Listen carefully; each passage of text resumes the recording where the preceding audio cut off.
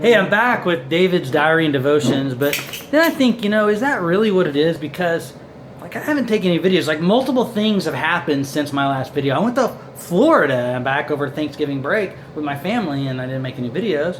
And so, I've had Thanksgiving.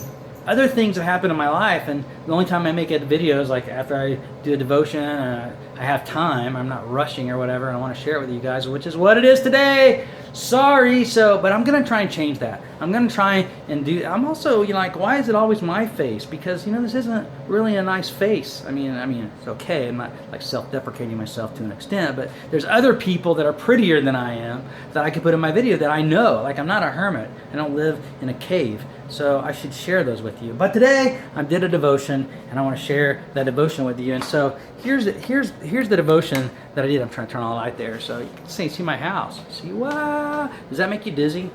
Because it doesn't make me dizzy because I'm just looking at the camera right now. So anyways, but no, I'm reading the book of Jeremiah. I've been taking a class, the upper Hebrew Bible class for Jeremiah. I finished seminary in 2 weeks, which is really exciting.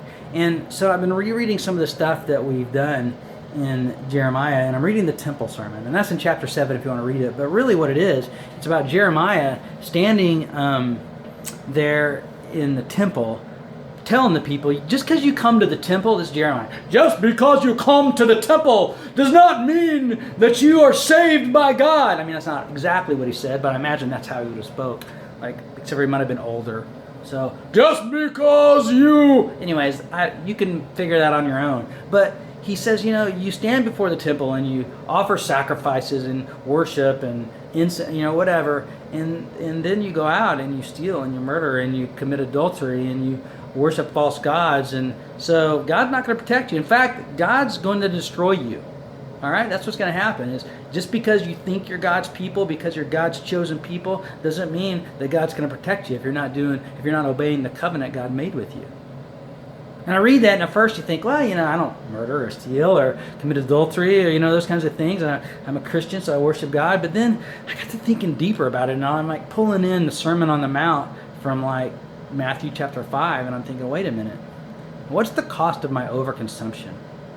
How many people have died since I'm making this video on my Samsung S6 phone, right? How many people have died because of my American habit of overconsuming? If I'm standing there eating more food than I need, and there's somebody dying halfway across the world, which, is that the same as murdering them? Contributing to their death? Isn't that murder?